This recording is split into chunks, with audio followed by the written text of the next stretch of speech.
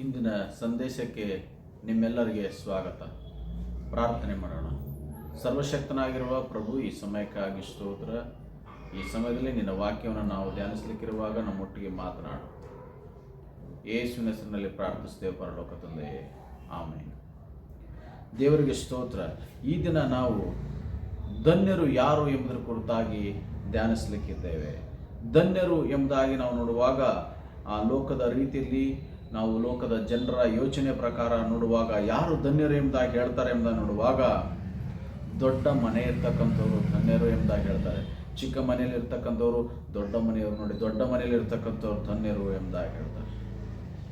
ಕಾರಿಲ್ಲದೆ ಬೈಕಲ್ಲಿ ಓಡಾಡ್ತಕ್ಕಂಥವ್ರು ದೊಡ್ಡ ಕಾರನ್ನು ನೋಡುವಾಗ, ಕಾರಲ್ಲಿ ಓಡಾಡೋರು ನೋಡಿ ಇವರು ಧನ್ಯರು ಎಂಬುದಾಗಿ ಹೇಳೋದನ್ನು ನಾವು ನೋಡ್ತೀವಿ. ಆಮೇಲೆ ದೊಡ್ಡ ಆಸ್ತಿ ಹೊಂದಿರತಕ್ಕಂಥ ಜನರನ್ನು ನೋಡಿ, ಆಸ್ತಿ ಇಲ್ಲದೆ ಇರ್ತಕ್ಕಂಥವ್ರು ಇವರು ಧನ್ಯರು ಎಂಬುದಾಗಿ ಆಲೋಚಿಸ್ತಾರೆ. ಬಡತನದಲ್ಲಿರ್ತಕ್ಕಂಥವ್ರು ಶ್ರೀಮಂತರು ನೋಡಿ, ಅವರ ಸಂಪತ್ತು ನೋಡಿ ಇವರು ನಿಜವಾಗ್ಲೂ ಧನ್ಯರು ಎಂಬುದಾಗಿ ಹೇಳ್ತಕ್ಕಂಥವ್ರಾಗಿದ್ದಾರೆ. ರೋಗಿಯು ಆರೋಗ್ಯವಂತನನ್ನು ನೋಡಿ ಇವನು ಧನ್ಯನು ಎಂಬುದಾಗಿ ಹೇಳ್ತಕ್ಕಂಥದ್ದನ್ನು ನಾವು ನೋಡ್ಬೋದಾಗಿದೆ. ಹೀಗೆ ಅನೇಕರು ಅನೇಕ ಸಂಗತಿಗಳಿಗೆ ಹೋಲಿಕೆ ಮಾಡಿಕೊಂಡು ಅವರು ಧನ್ಯರು ಇವರು ಧನ್ಯರು ಎಂಬುದಾಗಿ ಹೇಳೋದನ್ನು ನಾವು ಈ ಲೋಕದಲ್ಲಿ ಕಾಣಬಹುದಾಗಿದೆ. ಆದರೆ ನಿಜವಾಗ್ಲೂ ಧನ್ಯರು ಯಾರು ಎಂಬುದಾಗಿ ನಾವು ನೋಡುವಾಗ ದೇವರ ವಾಕ್ಯ ನಮಗೆ ಈ ರೀತಿಯಾಗಿ ಹೇಳ್ತದೆ. ಮತ್ತಾಯನ ಬರೆಸುವ ವಾರ್ತೆ 5ನೇ ಅಧ್ಯಾಯ ವಚನ 7 ಹೀಗೆ ಹೇಳುತ್ತೆ, ಕರುಣೆಯುಳ್ಳವರು ಧನ್ಯರು, ಅವರು ಕರುಣೆ ಹೊಂದುವರು. ನಿಜವಾಗಿಯೂ ಧನ್ಯರು ಯಾರು ಎಂಬುದಾಗಿ ನೋಡುವಾಗ ದೇವರ ವಾಕ್ಯದ ಪ್ರಕಾರ ಕರುಣೆಯುಳ್ಳವರು ಧನ್ಯರಾಗಿದ್ದಾರೆ.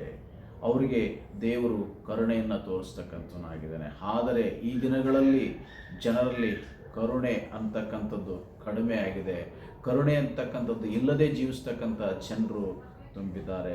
ಆದರೆ ದೇವರ ವಾಕ್ಯ ಹೇಳ್ತಕ್ಕಂಥದ್ದಾಗಿದೆ, ನಾವು ಕರುಣೆ ಉಳ್ಳವರಾಗಿರಬೇಕು. ಆ ಮೂಲಕ ದೇವರಿಂದ ಬರುವಂಥ ಕರುಣೆಯನ್ನು ಹೊಂದಿಕೊಳ್ಬೇಕು ಎಂಬುದಾಗಿ ದೇವರ ವಾಕ್ಯ ನಮಗೆ ತಿಳಿಸ್ತಕ್ಕಂಥದ್ದಾಗಿದೆ. ಅದರಿಂದ ನಾವು ಕರುಣೆ ಉಳ್ಳವರಾಗಿ ನಡಿಕೊಳ್ತಕ್ಕಂಥದ್ದು ಬಹಳ ಪ್ರಾಮುಖ್ಯತೆಯನ್ನು ವಹಿಸ್ತಕ್ಕಂಥದ್ದಾಗಿದೆ. ಹಾಗಾದರೆ ಯಾರಿಗೆ ನಾವು ಕರುಣೆಯನ್ನು ತೋರಿಸ್ಬೇಕು ಎಂಬುದಾಗಿ ನೋಡುವಾಗ ನಾವು ಪ್ರತಿಯೊಬ್ಬರಿಗೂ ಸಹ ಕರುಣೆಯನ್ನು ತೋರಿಸಬೇಕಾಗಿದೆ. ಮುಖ್ಯವಾಗಿ ಕುಟುಂಬದಲ್ಲಿ ಗಂಡ ಹೆಂಡತಿಗೆ, ಹೆಂಡತಿ ಗಂಡನಿಗೆ ಕರುಣೆಯನ್ನು ತೋರಿಸಬೇಕಾಗಿದೆ. ಆದರೆ ಅನೇಕ ಕುಟುಂಬಗಳಲ್ಲಿ ಇದಾಗ್ತಾ ಇಲ್ಲ. ಮಾತಿಗೆ ಮಾತು, ದ್ವೇಷಕ್ಕೆ ದ್ವೇಷ, ಸೇಡಿಗೆ ಸೇಡು, ಶತ್ರುಗಳಂತೆ ಕುಟುಂಬದಲ್ಲಿ ವರ್ತಿಸ್ತಕ್ಕಂಥ ದಂಪತಿಗಳನ್ನು ನಾವು ಈ ದಿನಗಳಲ್ಲಿ ನೋಡ್ಬೋದಾಗಿದೆ. ಅದರಿಂದ ಕರುಣೆ ಇಲ್ಲದೆ ಇರುವ ಕಡೆ ಕಲಹ ತುಂಬಿರ್ತಕ್ಕಂಥದ್ದಾಗಿದೆ. ಅದರಿಂದ ಕಲಹ ನಮ್ಮ ಕುಟುಂಬದಲ್ಲಿ ಇರಬಾರ್ದು ಎಂದು ನೋಡುವಾಗ ಅಂತ ಹೇಳಿ ಎದುರು ನೋಡಬಹುದಾದರೆ ನಾವು ಕರುಣೆ ಉಳ್ಳವರಾಗಿ ನಡ್ಕೊಳ್ತಕ್ಕಂಥದ್ದು ಬಹಳ ಪ್ರಾಮುಖ್ಯತೆಯನ್ನು ವಹಿಸ್ತಕ್ಕಂಥದ್ದಾಗಿದೆ. ಮತ್ತು ಮಕ್ಕಳು ತಂದೆ ತಾಯಿಗಳಿಗೆ ಕರುಣೆಯನ್ನು ತೋರಿಸಬೇಕಾಗಿದೆ. ಅನೇಕರು ತಮ್ಮ ತಂದೆ ತಾಯಿಗಳನ್ನು ಆಶ್ರಮದಲ್ಲಿ ಬಿಟ್ಟಿದ್ದಾರೆ. ತಾವು ನೋಡಿಕೊಳ್ಳಿಕ್ಕಾಗದೆ ಅನೇಕರು ಬೇರೆ ಬೇರೆ ಸ್ಥಳಗಳಲ್ಲಿ ತಮ್ಮ ತಂದೆ ತಾಯಿಗಳನ್ನ ಇಟ್ಟಿದ್ದಾರೆ. ಕಾರಣ ಅವರಲ್ಲಿ ಕರುಣೆಯ ಕೊರತೆ. ಒಂದೊಳ್ಳೆ ನಿಜವಾಗಿಯೂ ಕರುಣೆ ಇರೋದಾಗಿದ್ದರೆ ಅವ್ರ ಜೊತೆಗಿಟ್ಕೊಂಡು ನೋಡ್ಕೊಳ್ತಾ ಇದ್ರು. ಆದರೆ ಕರುಣೆಯ ಕೊರತೆಯಿಂದ ತಂದೆ ತಾಯಿಗಳನ್ನ ಹೊರಗಾಕಿರ್ತಕ್ಕಂಥ ಎಷ್ಟೋ ಮಕ್ಕಳನ್ನು ನಾವಿವತ್ತು ನೋಡ್ಬೋದಾಗಿದೆ. ಅದೇ ರೀತಿ ತಂದೆ ತಾಯಿಗಳು ಸಹ ಮಕ್ಕಳನ್ನು ಅವರು ಮನೆಯಿಂದ ಹೊರಗೆ ಹಾಕೋದ್ರ ಕುರಿತಾಗಿ ನೋಡ್ತಾರೆ. ಅವ್ರು ಮಾಡಿದ ಯಾವುದೋ ಒಂದು ತಪ್ಪಿನಿಂದ, ಯಾವುದೇ ಒಂದು ಕಾರಣಕ್ಕಾಗಿ ಮಕ್ಕಳನ್ನು ಹೊರಗೆ ತಳ್ಳಿರ್ತಕ್ಕಂಥ ತಂದೆ ತಾಯಿಗಳನ್ನು ಸಹ ನಾವು ಈ ದಿನಗಳಲ್ಲಿ ಕಾಣಬಹುದಾಗಿದೆ. ಮಕ್ಕಳಿಗೆ ಕರುಣೆ ತೋರಿಸದೇ ಇರತಕ್ಕಂಥ ತಂದೆ ತಾಯಿಗಳನ್ನು ನಾವು ನೋಡ್ತೇವೆ. ಆದರೆ ಆ ರೀತಿಯಾಗಿ ಜೀವಿಸೋದಲ್ಲ. ಮಕ್ಕಳು ತಂದೆ ತಾಯಿಗಳಿಗೆ ಕರುಣೆ ತೋರಿಸಬೇಕಾಗಿದೆ, ತಂದೆ ತಾಯಿಗಳು ಮಕ್ಕಳಿಗೆ. ಹೀಗೆ ಪರಸ್ಪರ ನಾವು ಕರುಣೆಯಿಂದ ನಡ್ಕೊಳ್ಳುವಂತಕ್ಕಂಥದ್ದು ಬಹಳ ಪ್ರಾಮುಖ್ಯತೆಯನ್ನು ವಹಿಸ್ತಕ್ಕಂಥದ್ದಾಗಿದೆ. ಮಾತ್ರವಲ್ಲ, ನಾವು ನಮ್ಮ ಬಂಧು ಮಿತ್ರರಿಗೆ ಕರುಣೆಯನ್ನು ತೋರಿಸಬೇಕಾಗಿದೆ. ಯಾಕಂತಂದರೆ ನಾವು ಅನೇಕ ಸಾರಿ ನಾವು ಕರುಣೆಯ ತೋರಿಸುವ ಬದಲು ಕಠಿಣ ವ್ಯಕ್ತಿಗಳಾಗಿ ಜೀವಿಸ್ತೇವೆ. ನಾವು ಯಾವಾಗ ಕಠಿಣ ವ್ಯಕ್ತಿಗಳಾಗಿ ಜೀವಿಸ್ತೇವೆ ಆಗ ಎಲ್ಲ ಸಂಬಂಧಗಳನ್ನು ನಾವು ಕಳ್ಕೊಳ್ತಕ್ಕಂಥವ್ರು, ಎಲ್ಲ ಆಶೀರ್ವಾದಗಳನ್ನು ನಾವು ಕಳ್ಕೊಳ್ತಕ್ಕಂಥವ್ರಾಗಿದ್ದೇವೆ. ಅದರಿಂದ ನಾವು ಕರುಣೆಯ ತೋರಿಸ್ತಕ್ಕಂಥದ್ದು ಬಹಳ ಮುಖ್ಯ. ಈ ಮಾತ್ರವಲ್ಲ, ನಮ್ಮನ್ನು ಪ್ರೀತಿಸುವವರಿಗೆ ಮಾತ್ರ ನಾವು ಕರುಣೆ ತೋರಿಸದೆ ನಮ್ಮನ್ನು ದ್ವೇಷಿಸುವವರಿಗೂ ಸಹ ನಾವು ಕರುಣೆಯನ್ನು ತೋರಿಸಬೇಕೆಂಬುದಾಗಿ ದೇವರ ವಾಕ್ಯ ನಮಗೆ ಹೇಳ್ತದೆ. ನಿಮ್ಮ ವೈರಿಗಳನ್ನು ಪ್ರೀತಿಸಿರಿ, ನಿಮ್ಮನ್ನು ಹಿಂಸೆ ಪಡಿಸೋಕ್ಕೋಸ್ಕರ ದೇವರನ್ನು ಪ್ರಾರ್ಥಿಸಿರಿ ಎಂಬುದಾಗಿ ಯೇಸು ಪ್ರಭು ಹೇಳಿರೋ ಕುರಿತಾಗಿ ನಾವು ನೋಡ್ತೇವೆ. ಅದರಿಂದ ಇವತ್ತು ಆತನ ಮಾರ್ಗದಲ್ಲಿರ್ತಕ್ಕಂಥ ನಾವು, ಆತನ ಹಿಂಬಾಲಕರಾಗಿರ್ತಕ್ಕಂಥ ನಾವು, ಆತನು ಹೇಳಿದಂತೆ ನಡೆಯುವಂಥದ್ದು ಬಹಳ ಪ್ರಾಮುಖ್ಯತೆಯನ್ನು ವಹಿಸ್ತಕ್ಕಂಥದ್ದಾಗಿದೆ. ಅದರಿಂದ ನಮ್ಮ ಶತ್ರುಗಳಿಗೂ ಸಹ ನಾವು ಕರುಣೆಯನ್ನು ತೋರಿಸಬೇಕು ಎಂಬುದಾಗಿ ದೇವರ ವಾಕ್ಯ ನಮಗೆ ತಿಳಿಸ್ತಕ್ಕಂಥದ್ದಾಗಿದೆ. ಮಾತ್ರವಲ್ಲ, ನಮ್ಮ ಕೆಲಸ ಸ್ಥಳಗಳಲ್ಲಿ ನಾವು ನಮ್ಮ ಸಹಪಾಠಿಗಳಿಗೆ, ನಮ್ಮ ಜೊತೆ ಕೆಲಸಗಾರರಿಗೆ ನಾವು ಕರುಣೆಯಲ್ಲಿ ಅವ್ರಿಗೆ ತೋರಿಸ್ಬೇಕಾಗಿದೆ. ಕರುಣೆಯಿಂದ ಅವರ ಹತ್ತಿರ ನಾವು ನಡ್ಕೊಳ್ಬೇಕಾಗಿದೆ. ನಮ್ಮ ಸಭೆಗಳಲ್ಲಿ ನಾವು ಕರುಣೆಯಿಂದ ನಡ್ಕೋಬೇಕಾಗಿದೆ.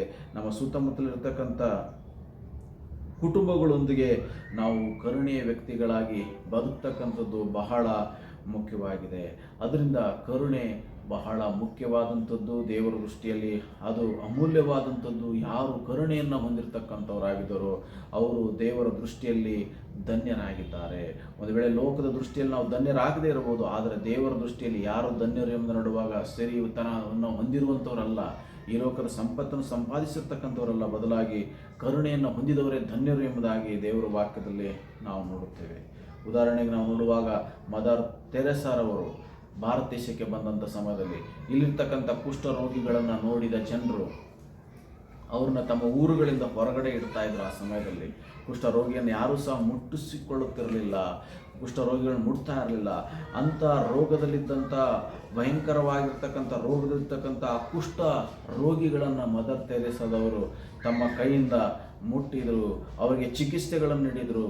ಆ ಮೂಲಕವಾಗಿ ಅವರಿಗೆ ಆತ್ಮಿಕವಾಗಿ, ಶಾರೀರಿಕವಾಗಿ, ಅವರಿಗೆ ಮಾನಸಿಕವಾಗಿ ಅವರಿಗೆ ಬಲವನ್ನು ನೀಡುತ್ತಾ ಅವರ ಸೇವೆ ಮಾಡಿದರು ಎಂಬುದಾಗಿ ನಾವು ನೋಡ್ತೇವೆ. ಕಾರಣ ಇಷ್ಟೇ, ಅವರು ಕನಿಕರದಿಂದ ತುಂಬಿದರು. ಕನಿಕರದಿಂದ ತುಂಬಿದ್ದ ಮದರ್ ತೆರೇಸಾರವರು ಕುಷ್ಠ ರೋಗಿಗಳ ಮಧ್ಯೆ ಅವರು ಸೇವೆಯನ್ನು ಮಾಡಿದರು.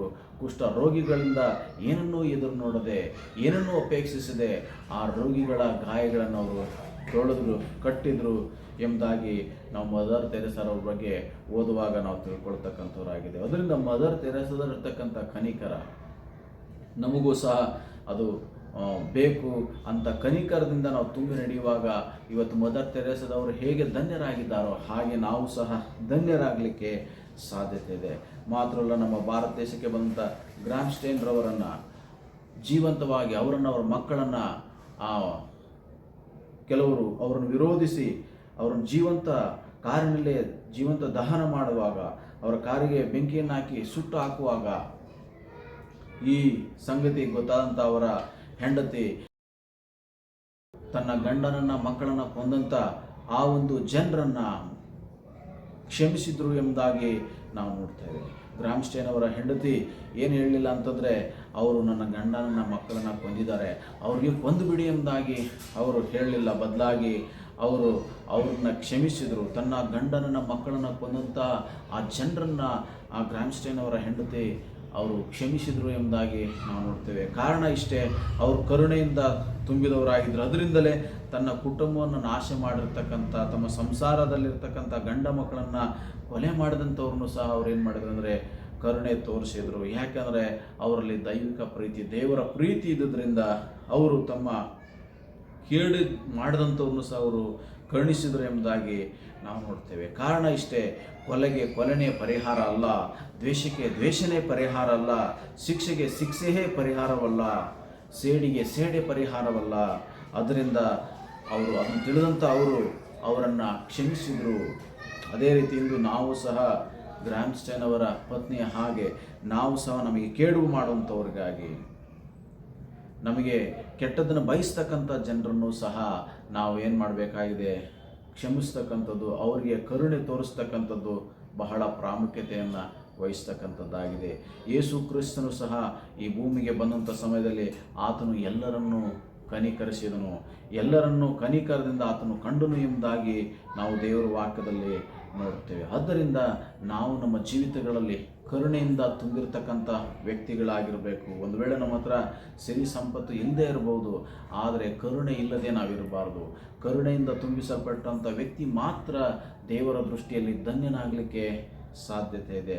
ಆದ್ದರಿಂದ ನಮ್ಮನ್ನು ನಾವು ದೇವರಷ್ಟಕ್ಕೆ ಒಪ್ಪಿಸಿಕೊಡೋಣ. ಸ್ವಾಮಿ, ನಾನು ಕನಿಕರದಿಂದ ತುಂಬಿರೋಕೆ ನನಗೆ ಕನಿಕರ ಕೊಡು, ನಿನ್ನಲ್ಲಿರ್ತಕ್ಕಂಥ ಕನಿಕರವನ್ನು ನನಗೆ ಕೊಡು. ನಾನು ಕರುಣೆ ಉಳ್ಳ ವ್ಯಕ್ತಿಯಾಗಿ ನನ್ನ ಕುಟುಂಬದಲ್ಲಿ, ನನ್ನ ಸಭೆಯಲ್ಲಿ, ನಮ್ಮ ಸಮಾಜದಲ್ಲಿ, ನಮ್ಮ ದೇಶ ರಾಜ್ಯದಲ್ಲಿ ಜೀವಿಸುವಂತೆ, ಆ ಮೂಲಕ ನಾನು ಒಳ್ಳೆಯ ಸಂಬಂಧ, ಒಳ್ಳೆಯ ಬಾಂಧವ್ಯವನ್ನು ಹೊಂದಿಕೊಳ್ಳುವಂತೆ, ನಿನ್ನ ನಾಮವನ್ನು ಮಹಿಮೆ ಮಾಡುವಂತೆ, ಈ ಲೋಕದಲ್ಲಿ ನಿನಗಾಗಿ ನಾನು ಜೀವಿಸುವಂತೆ ಸಹಾಯ ಮಾಡು ಎಂಬುದಾಗಿ ನಮ್ಮನ್ನು ನಾವು ದೇವರ ಹಸ್ತಕ್ಕೆ ಒಪ್ಪಿಸಿಕೊಟ್ಟು ಪ್ರಾರ್ಥನೆ ಮಾಡೋಣ. ಸರ್ವಶಕ್ತನಾಗಿರುವ ಯೇಸು ಪ್ರಭು, ಈ ಸಮಯಕ್ಕಾಗಿ ನಿಮಗೆ ಮಹಿಮೆ ಮಾಡುತ್ತೇವೆ ರಾಜ. ನಿನ್ನ ಜೀವವುಳ್ಳ ವಾಕ್ಯಕ್ಕಾಗಿ ಸ್ತೋತ್ರ. ಕರುಣೆ ಉಳ್ಳವರು ಧನ್ಯರು, ಅವರು ಕರುಣೆ ಹೊಂದುವರು ಎಂಬುದಾಗಿ ನಿನ್ನ ವಚನದಲ್ಲಿ ಹೇಳದಂತೆ ಕರ್ತನೆ, ಈ ಸಂದೇಶವನ್ನು ಕೇಳಿಸಿಕೊಂಡಂಥ ಪ್ರತಿಯೊಬ್ಬರು ಕನಿಕರದಿಂದ ತುಂಬಿಸಲ್ಪಡಬೇಕು ಸ್ವಾಮಿ. ಅವರು ಕುಟುಂಬಗಳಲ್ಲಿ ಪರಸ್ಪರ ಒಬ್ರಿಗೊಬ್ಬರು ಕನಿಕರದಿಂದ ಜೀವಿಸುವಂತೆ, ಕೆಲಸದ ಸ್ಥಳದಲ್ಲಿ ಪರಸ್ಪರ ಕನಿಕರದಿಂದ ವರ್ತಿಸುವಂತೆ, ಹೀಗೆ ಎಲ್ಲ ಕಡೆಗಳಲ್ಲಿಯೂ ಕರುಣೆಯಿಂದ ತುಂಬಿದ ವ್ಯಕ್ತಿಗಳಾಗಿ ಜೀವಿಸುವಂತೆ, ಆ ಮೂಲಕವಾಗಿ ಅವರು ಧನ್ಯರಾಗುವಂತೆ, ನಿನ್ನಿಂದ ಬರುವಂಥ ಆಶೀರ್ವಾದಗಳನ್ನು ಪ್ರತಿಫಲಗಳನ್ನು ಹೊಂದಿಕೊಳ್ಳುವಂತೆ, ನಿನಗಾಗಿ ಈ ಲೋಕದಲ್ಲಿ ಬೆಳಕಾಗಿ ಜೀವಿಸುವಂತೆ, ನಿಮ್ಮಂತೆ ಈ ಲೋಕದಲ್ಲಿ ನಾವೆಲ್ಲರೂ ಈ ಕಾರ್ಯಕ್ರಮ ನೋಡಿದಂಥ ಪ್ರತಿಯೊಬ್ಬರು ಜೀವಿಸುವಂತೆ ಸಹಾಯ ಮಾಡು ಸ್ವಾಮಿ.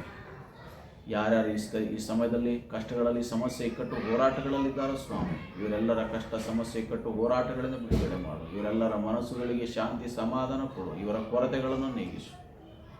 ಹಾಗೆ ಮಾಡುವ ದೇವರು ನೀವಾಗಿರುವುದಕ್ಕಾಗಿ ಸ್ತೋತ್ರ. ಯೇಸುವಿನ ಹೆಸರಿನಲ್ಲಿ ಪ್ರಾರ್ಥಿಸ್ತೇವೆ ಪರಲೋಕ ತಂದೆಯೇ.